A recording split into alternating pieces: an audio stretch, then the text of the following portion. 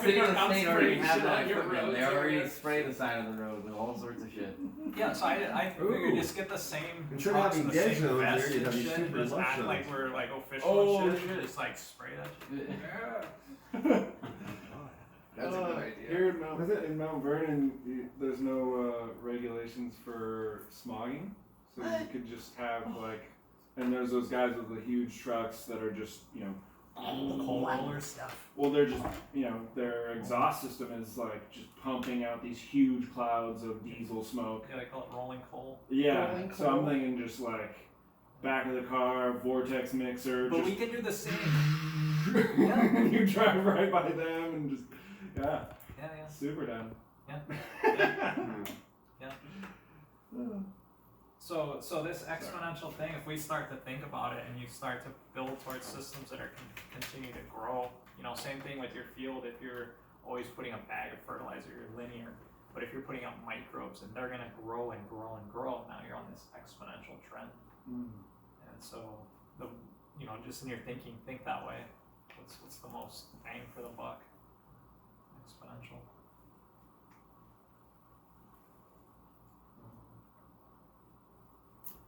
The thing that, on that exponential thing, before I let it go, there's a video called like the most important video you'll ever see. Bro, Professor Bartlett, what? This old Bart in Colorado. Well, your Vail ticket in 1960 cost this. What he was trying to contrast is when you get into the exponential function of finance. And the problem is everybody got used to this idea that, oh yeah, we're going to have this 7% interest rate, which doubles your money in 10 years. Well, in 10 years, you've doubled the amount of the number of the money, but you haven't doubled the planetary surface of arable land. So he's contrasting so that your money that's now doubled is not reflective of an increased economy. So he's saying there's a linear growth to how much forest you can harvest sustainably or how much arable land. Or I've come back to the idea that people, I've heard of farming operations and like supermarket operations, they operate in 1 or 2% profit margin. If you start getting and deciding that your finance is going to make more than 1 or 2%, as somebody said, it's coming out of somebody's ass or it's a Ponzi scheme. So we have to look at, that's what I was asking about the application of your exponential. If your exponential function, it's kind of like the woo-woo thing, like, well, we get somebody's consciousness raised and then we get a certain other consciousness. You're talking about consciousness raising exponentiality, that, hey, this is going to now happen. I could say in my lifetime it was like the LSD thing happened, and then everybody was in the streets and the Vietnam War stopped. There was an exponential function of consciousness that changed the whole thing, and I think that's why I totally believe in it. But thinking in terms of money being exponential, it's a false look at. And the other one is that they say with the global warming is that there's an exponential function with positive feedback loops. If the carbon dioxide gets so high, it causes a greenhouse effect that then melts the Arctic tundra, and now you have a methane component that comes in. There's an exponential function to global warming that is not a good thing. So that's why I'm thinking like our exponential function of getting consciousness and IMOs out there to counteract these other financial and runaway climate change exponential functions. Yep. That we're trying to use our exponential function to stop theirs. Yep. And we got two on our side. One is that the knowledge is exponential, and the fact that the actual application itself is exponential when you get it out. So we got two on our side. But the big battle in the world that I'm seeing over is this Monsanto thing. And finally, the thing was cracked, a $2 billion thing. The local hardware store guy said, "Oh man, I had this weed slayer, this kind of clove oil based kind of thing, was not selling at all." The thing happened with the court case against Monsanto. He said it was flying off the shelves. So that it's like it took this kind of like news item to get people to think, oh, maybe Roundup's not good for the planet, not good for my health, and maybe I should look for something alternative. So then there was these exponential things that people, hey, can we look at biological solutions to, anyway, that's all. Or maybe if I make my employees use this, I'll get sued. No, that's the ultimate thing. Yeah. Well, to me, like, I like the everything should be positive sustainable. rather Yeah. than the negative. But I'm using Well, the same. I'm glad that your mind works that way. Most I- people are I'm fear-based. using the Yeah. same Yeah. Monsanto Fear-based, oh, technique yeah. though, Mhm. where the Especially people who have a Roundup lot of dude used to money. come and drink Yeah. the stuff, Yes. and I'm using that same thing. I just eat the stuff, and then people believe it. It's real powerful. Mhm. Models. I read one story back, stuck in my mind. Some guy in Wisconsin was a farmer. I think it was, I keep mixing up the middle, it could have been Minnesota, Wisconsin. He said, all this freaking additives, all these things cost too much. I'm gonna stop using all this fertilizer. I'm gonna stop using all this pesticide. And he wasn't going from an ecological, he was just like, it was, Economic. I'm losing money on it. It took 10 years for the state university to come, oh, this guy's making a profit and all other people aren't. So they started taking the back door into ecological approaches in terms of low input.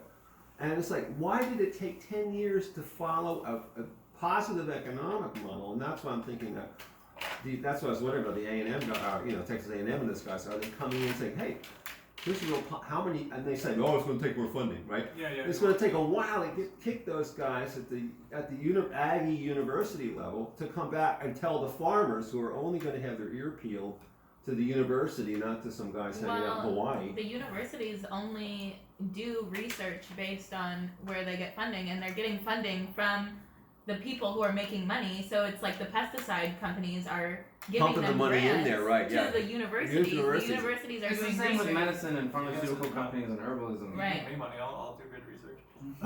Yeah.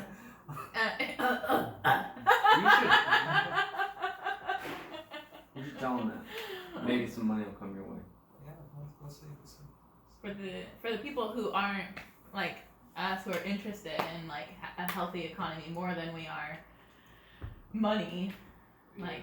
Well, yeah, because they've inflated it all. But I wanted the last little bit here on the global warming issue, those things.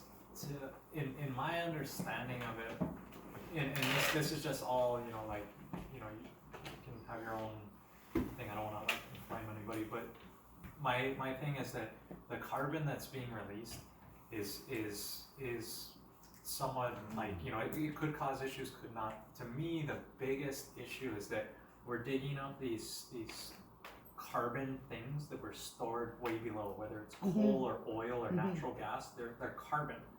Carbon is like a prison where it's a buffer, and it takes all these elements and like keeps them safe and like nicely stored and like really inert. They're down there. We're bringing them up to the surface, and then we're breaking these prisons. And carbon's released. It goes out, but to me, it's not the carbon releasing. It's all these parts per million, parts per trillion of like strontium and uranium or whatever. Like pick an element name to or some chemical compound. But it's that's being released. That now that especially jets flying in the upper atmosphere, or just emissions coming from factories that float up, and then are ubiquitously landing everywhere, and then the microbe that was just cleaning up a little bit and then dissolving some minerals and then feeding the plant, it's now like, yo plant, I can't deal with you because I got so much stuff to clean up. Like there's all this strontium that I have to clean up before I can even think about feeding you. And that's where our forests and all our ecosystems are sort of declining, because our microbes are too busy being janitors, cleaning up these things, that then they're not functioning the same way. And even when you were mentioning the earthworms eating the material, forest material, I know that's happening, but also your microbiome is messed up in that area, because of all these toxins coming in. So I think our bigger issue with the fossil fuel and climate change is actually we're so rapidly changing our microbiome. Not from necessarily the carbon in the air, but these toxins that are ubiquitously on the surface. Is that concept your idea, or? I think so. I don't know. I've been thinking of it for a long time, and it's something that I'm inspired from many sources, but really, I think that the climate stability is mostly about the microbes being able to clean. Right. And in Hawaii, we have a thing that they call rapid ohia death, which the ohia tree is the most important tree to our island, in our watershed, and it's rapidly dying off. Like within 2 weeks, it just turns brown and dies so fast the What leaves stay happened? on it. And what the university says, it's these 2 funguses that they've identified, but I think it's just opportunistic. That basically the other microbiome is so busy that then this thug just comes in and kills the tree. And so what we've done is just go out and take the microbes, propagate them, and then put them out there. And it's like putting a bunch of reinforcements where now that one microbe trying to clean all this toxins out now has 100 microbes. Dang. And so now they can clean it up no problem, and then they can continue to feed the tree. Have you seen results on the Ohio forest? Yeah. Oh, cool. We brought dead trees back to life, Really? where they started sprouting out new things, because they're not completely dead. The fungus basically constricts it so it can't bring water up anymore. But as the the good biology gets in there, it somehow gets the water to reflow and the tree comes back to life. So we brought dead trees back to life, and then, vast swaths that, they're just unaffected. But most people they see it happening and then they'll treat. They're not preventatively doing it. Oh, preventatively for the ones that haven't died yet. Yeah. Wow. But we had a huge. We were trying to get the state to do it, but they made us. They threw a wrench in the thing. They didn't want it to happen, and so they said you have to prove that the IMO won't be detrimental. Oh. No. Oh no. And I was like, okay, well, okay, I'm done. Just walked away, because there's no possible way to do that. There's so many unknowns. So. But it's indigenous, so it can't be detrimental. Like, I Right. mean, just by its definition. Yeah, exactly. No, Exactly. by But definition. that's not good enough for No, them. no, them you don't can't just work, tell though. them. Yeah. And also the invasive species corporation that's like operating Mhm. is primarily funded by the pesticides Right. and those guys. So Well, the world is run now. The biggest problem is the world is run by You need giant to eat- corporations yeah, and just go back. super rich people. You know what I mean? Like all of the governments are like their pawns, pretty much. yeah. Oh. Yeah. I don't exactly. believe any politician's really in control of our the Trump's not really. He's just a putz, man. And all the other fucking politicians are. It's good Oh, he's entertainment. good entertainment, Like, but he's just a putz. And all the other I don't presidents, know if even it's good Obama, entertainment, it's they're all entertainment. just like little sellouts. You know, there hasn't been anything pure. It's entertainment. So- I just watched Trump. So if I can give one Can't thing that deal lately with it. has been helping me think about this is, instead of calling it like, the state of Washington, call it the corporation of Washington. Right. Because it is incorporated. Yeah. Because if you start thinking of it as a government body, it seems like it's official and has these things. But if you start calling these entities that are Regions, yeah. that you just call them by their name, like, the corporation of Washington is things, then it helps you to kind of think like, well, if a corporation was saying you got to poison this or you got to do that, you'd be like, hey, but instead we call it the state of Washington, and they get away with all kinds of crazy stuff. Right. Exactly. So, but anyway, I don't want to get too off on that. I want to go back to why, with all these toxins coming out from that we're mining up, that we're in this coal and oil that are going out. The microbes are the grand assemblers and disassemblers. So the way I define a toxin is something that's out of balance. So a nugget of gold in my pocket is awesome and cool. That has value for me, I can use that. But if you drop 10 tons of gold on me and it crushes me, it's now become toxic. So the same material just out of balance in the wrong place became a toxin and burden to me, versus in the right quantities and the right things, it's useful for me. And this is the same all throughout nature. And what the microbes do is they're basically these disassemblers, reassemblers, and they're trying to put these compounds and make them stable so they can make energy fields that then express this higher geometry to create big trees and big things that we like. And because we're also follow that same geometric pattern, we're totally compatible when it goes that way. So the microbes create the energy field for us and our life to really coexist within.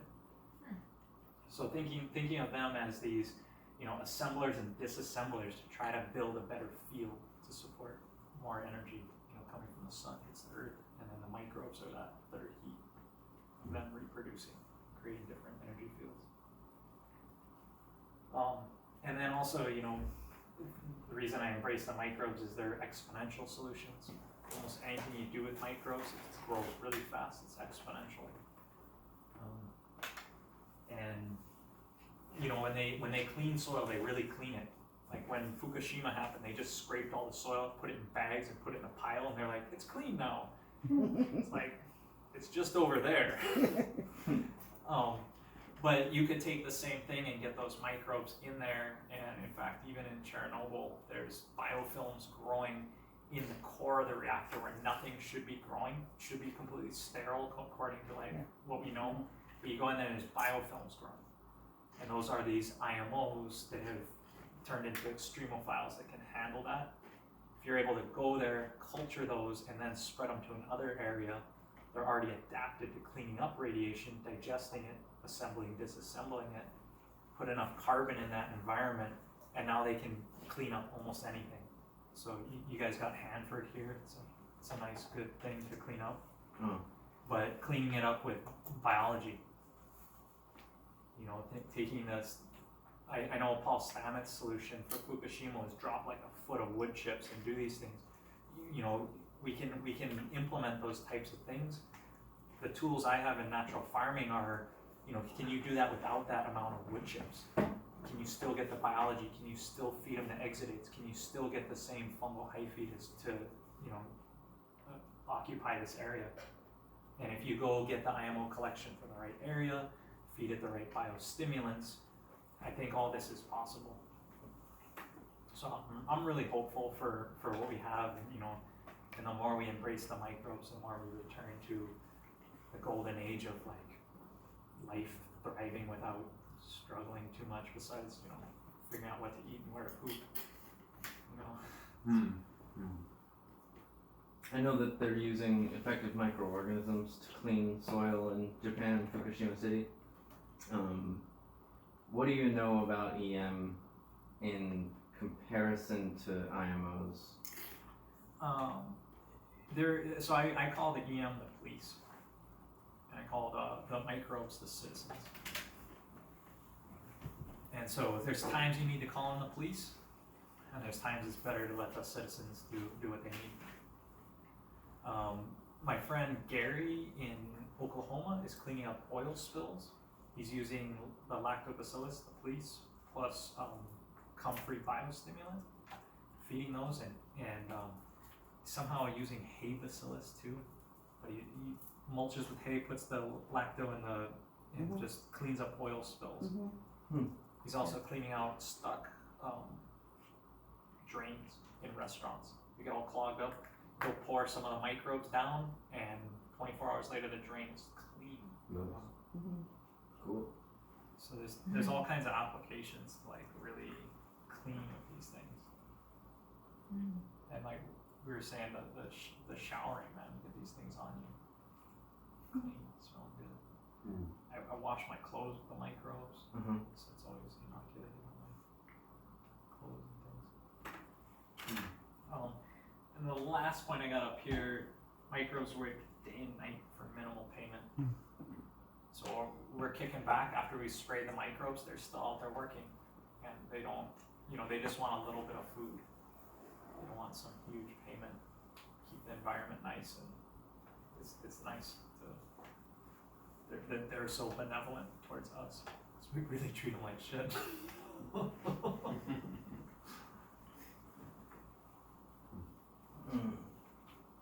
So yeah, that's kind of the foundation basis for what I'm doing. Why, you know, was it helpful, Yeah. beneficial? Thank you. Perfect. If we did want to like teach people about this, is there like a book or we could read that would like make us proficient in teaching other people about? Experience. Yeah, so I mean, I have the recipe book there that helps to get the recipes, but a lot of the other stuff I've been collaborating and putting into a book, but it's not ready yet. But I have a lot of videos and things too. but ultimately the best way to teach people is from your own experience. And if you hear me talking, I've been doing this for a long time. Usually anytime I haven't done it personally, I'll say, oh, this person told me this and that. But it's best to be like, yeah, I had this drain and I poured this and it worked. And it,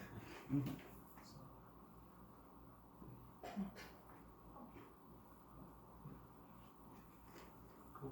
Any questions? I mean, you guys, it's nice. Blow anyone's mind. It's all spinning around in my brain. I have a question, kind of a rhetorical question. Louis Pasteur, whatever, gets in the microscope, there's all these bugs, and then the whole Western medicine, oh my God, bugs, we gotta kill them, kind of whatever. And this whole anti-bacterial thing, antibacterial soap on doorknobs. Right. I mean, and how bad that whole thing has been. And now, whatever, it's like, can you address that kind of Western War on the Cartesian microbiome. and how we're coming to this other understanding?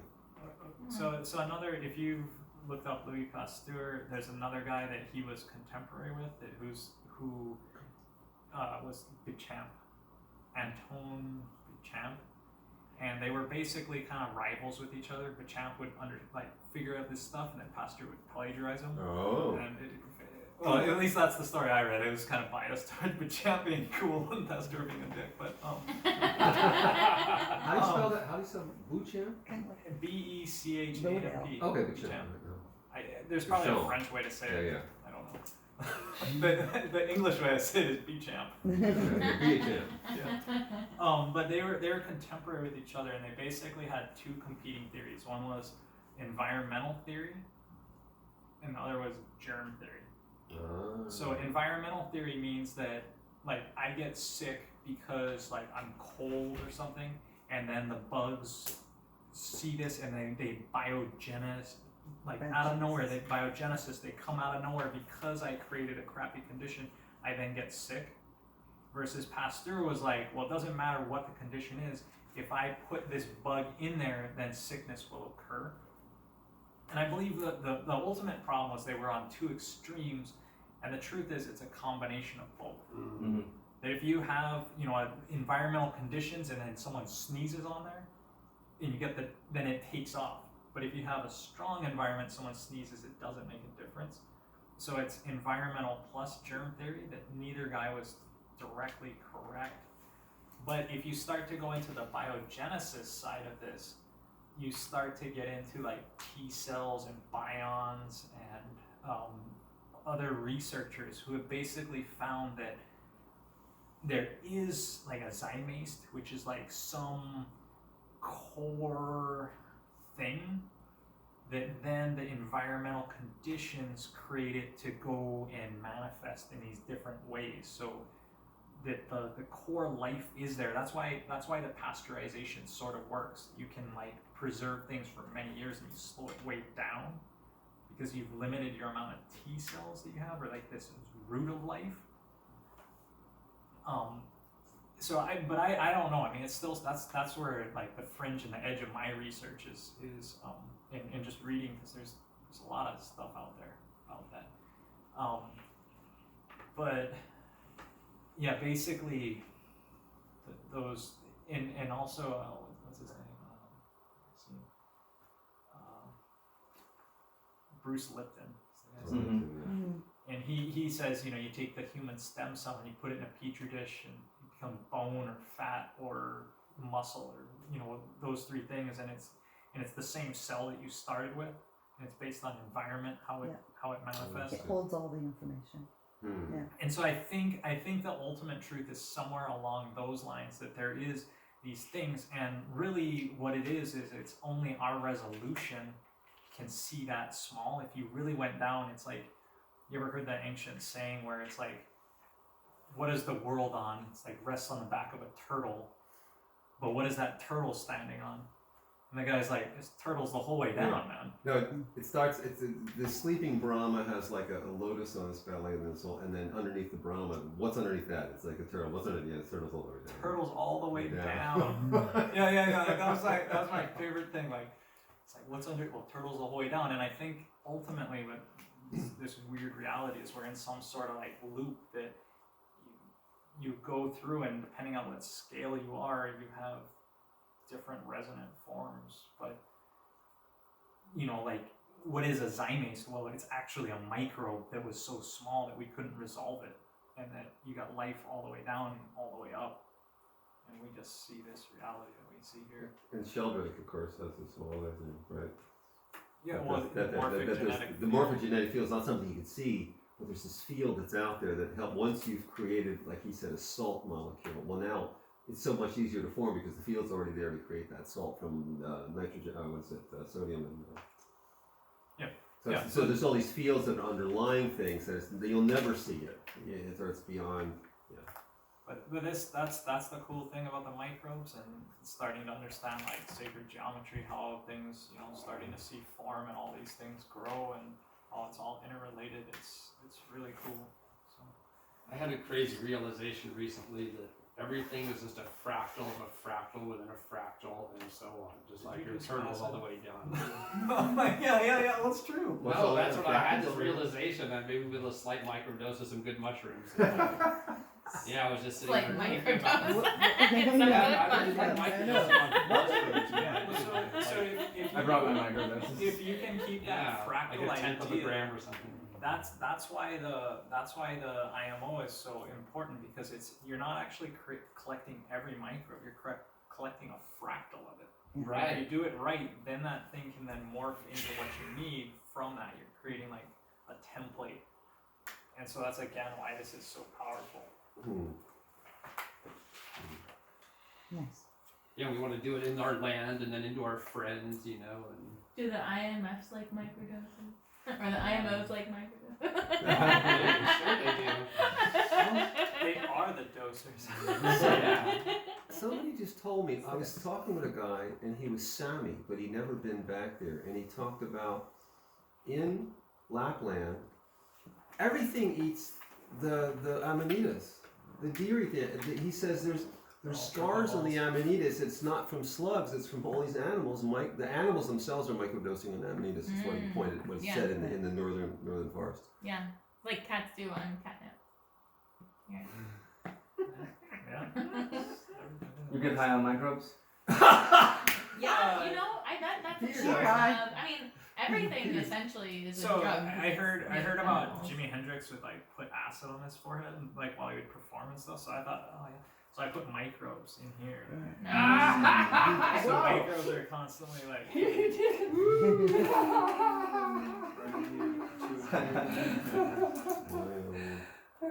That's awesome. Oh, it gets there.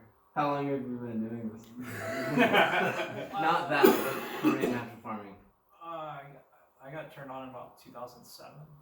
Yeah. Yeah, just happened to be in the right spot at the right time, I guess. Exactly.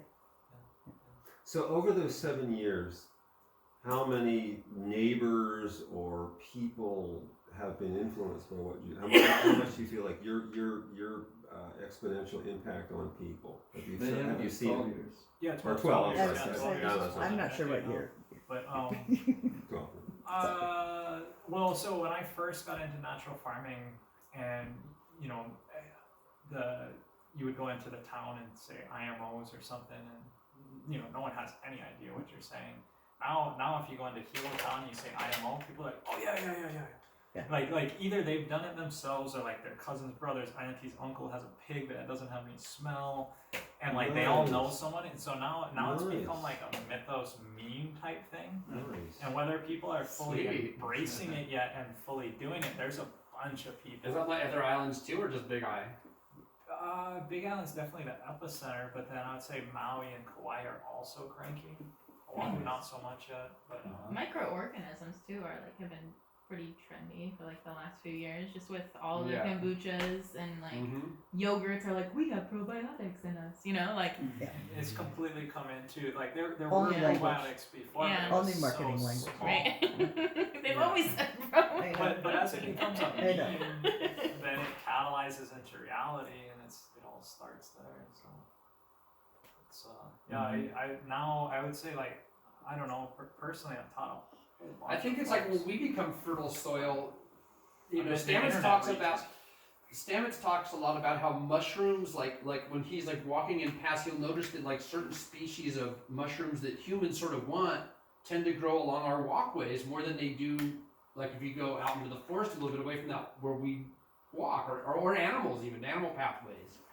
They're totally Because they know. conscious and trying to They're help like, you. oh, that's where those creatures are that might want this. I'm gonna go move over here and hang out so they'll see me and take some of me with them. And so in the same way, like all of this stuff, like as we become fertile ground, like our gardens, then the principles that all starts inoculating in us. You know, we start sporing. Oh, you are a spore cloud as you walk. Yeah, you know what I mean. That's a true. You're full on. Well. I'm gonna start sticking some of my dreadlocks. You know? Dreadlocks are great essential oil diffusers as well. So is hair, but dreads are pretty good. Yeah, so let's take a little break, I guess. Cool. Awesome. Thank you. Brought a little hummus and chips, and there's some dark chocolate that I was gifted from Theo's Chocolate Factory. Cool, thank you. Yeah, and I brought some sauerkraut that I have for sale. If anybody wants to buy Nice. some sauerkraut. I'll bring it in so we can all try it. Awesome. I'm gonna run away. I'll be back, but I'm gonna run away.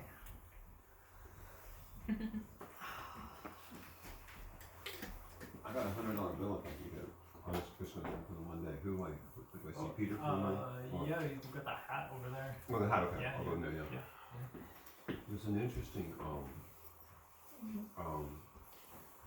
I've been following, I ran into a guy at Cortez last year, which kicked me into this whole, the stories, the trick, of course, of ketamine. Oh yeah. And so, it was Stan Groff himself, with the ketamine journey. And he said, and he was talking about different kinds of identification processes. And I guess that I never done ketamine, but he talked about it has an anesthetic effect that you lose consciousness of your own body and you can start actually identifying with other things, entities and things. He identified with a bad palate or something in one story, but he's telling one story. And he identified with petroleum in this whole kind of idea. And he said he felt himself sinking beneath the ground and he could smell it. It was really, really stinky. And he comes up with this psychic thing where this was carbon that didn't recycle, and it didn't die. And because it didn't die, it had this kind of karmic thing around it. So as we started bringing it up, there was this whole death trip with the entire petroleum cycle, from the poisoning of the planet, to the financials that are involved in it, to the wars that are fought over it.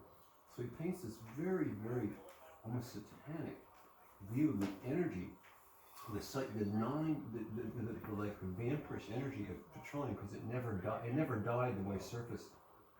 The plants didn't die; they just got sunk down. Anyway, very interesting ketamine journey, and I've used it kind of as a thought process to look at like why are we so greedy about petroleum? We're going after Venezuela. We're fucking Iran right now. We're fucking false flag bullshit with the torpedoes. They must be in their last drive, or they meet. I don't know. It is. Well, yeah, it's like they're peaceful. You know, and the thing was, it was not too long ago, Brzezinski was I don't know if you like politics. Yeah. Brzezinski was, he was like total anti-Russian, Polish guy, and he was even advising, I think, as far back as Carter, right? Anyway, so Brzezinski wrote a book called something like The Grand Chessboard, and his thing, and in that book, the takeaway is, the Caspian Sea has the last large reservoir. That's always like, where's the last large reservoir? He was thinking the Caspian Sea had it. Think Kazakhstan. So Kazakhstan has all this oil underlying it, and everybody and his mother, the Russians wanted a pipeline, the Chinese wanted a pipeline, we wanted a pipeline, we being the West, we were going to run a pipeline for Afghanistan.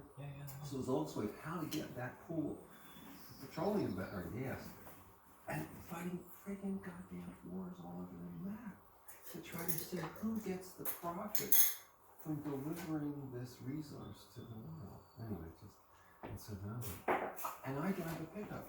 Oh And it only gets 29 miles a gallon. Like, well, shit, why? Yeah, I'd love to have an electric car, but I'm Even still. that has its own. Huh?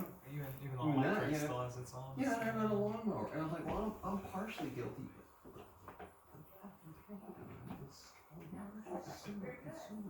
But if you read the statistics on how much petroleum it uses, every nuclear aircraft carrier has fleets and fleets of other boats and planes that are using diesel. And they're going out to make wars to get more. It's the stuff that's next. You know what I'm saying? Anyway, so just a little sideline on the oil thing. That's all. So the same guy Gary that's cleaning up the Oh, oil. you're cleaning up, though. Thank God. He told me that if you take crude oil out Mhm. and you put it under a microscope, Mhm. it's swimming with life. Microdoses Why of haven't we heard that before? cyanosins and lambs, man. We always have Like refined 0.1 products, right? There's no Yeah, life right. in those. Like- Like you can't put your gasoline under No, the seat no. because it's been refined.